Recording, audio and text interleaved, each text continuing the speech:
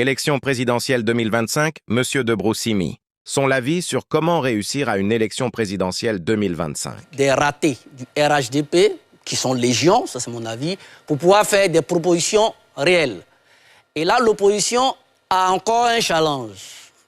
Alors, la figure de proue dans cette opposition, pour moi, c'est M. Awa Dombello. Tout le monde le dit tout à l'heure, hein, voilà. Il a la carrure.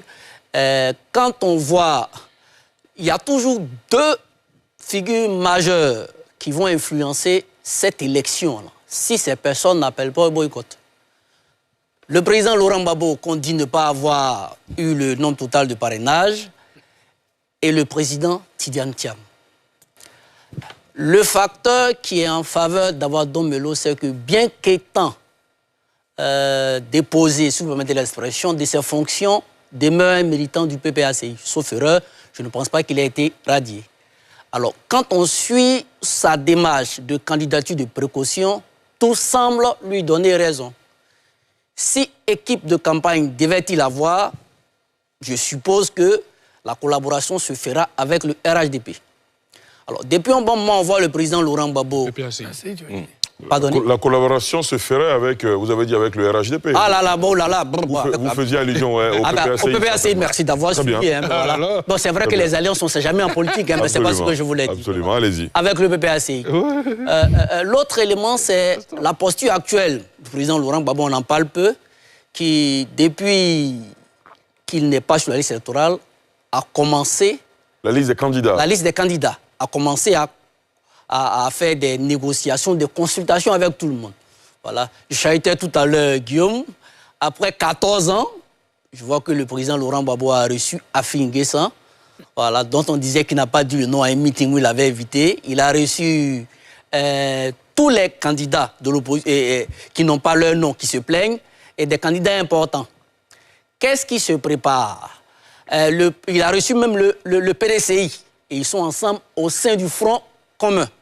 C'est un avantage hein, pour l'opposition. Moi, j'insiste. C'est vrai que le cauchemar du parrainage et autres, la seule manière que l'opposition a, ou l'une des possibilités que l'opposition a pour mettre fin à tout ce qui est qualifié d'arbitraire, pour moi, c'est d'aller aux élections.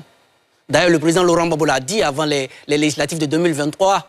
Voilà, son parti a perdu beaucoup d'ancrage, beaucoup de vitalité avec le boycott des élections. Il avait même dit que peu importe les conditions, il serait intéressant d'y aller pour mieux les dénoncer. Ça ne veut pas dire qu'il fallait adouber les irrégularités.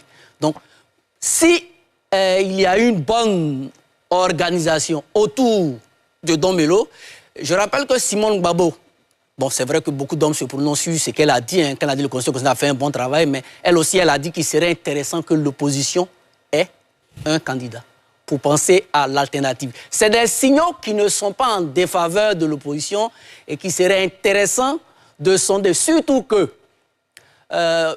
Jean-Louis Bion, oui, sauf que lui, peut-être, le petit handicap, pas un petit handicap qu'il pourrait avoir, il sera difficile pour lui, peut-être, je ne dis pas impossible, de rebondir avec le PDCI parce qu'il y a eu un peu trop de...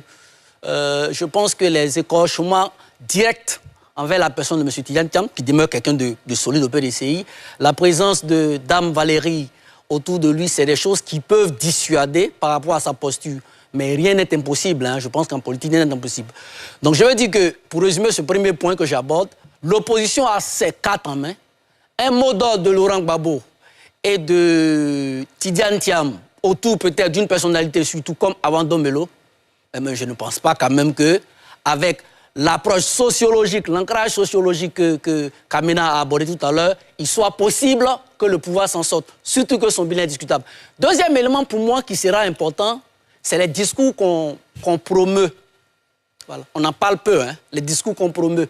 Tu parlais de la AK, mais il serait intéressant aussi que le procureur fasse attention. Parce que depuis un bon moment, je vois certaines personnalités, certaines personnes balancer des films qui ressemblent un peu à des incitations à la haine ethnique. Voilà. Je pense que la Côte d'Ivoire vient de loin. Chaque Ivoirien, là où il est, a perdu un être qui est cher. Voilà. Je vois certains journalistes qui balancent des vidéos pour essayer de justifier en ravivant la fibre ethnique. Ce n'est pas bon pour la cohésion sociale. Ça aussi, c'est la campagne électorale.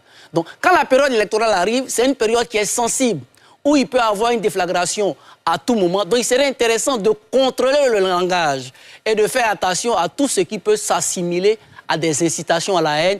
Vous savez, pendant la crise, si tous les Ivoiriens veulent faire ressortir les vidéos de ce qu'on a vécu ici, je pense que la Côte d'Ivoire va foncer tout droit dans le chaos. D'accord, très bien. Alors il serait intéressant de revoir nos discours pour que la campagne aussi soit mieux orientée. Très bien. Guillaume Bateau,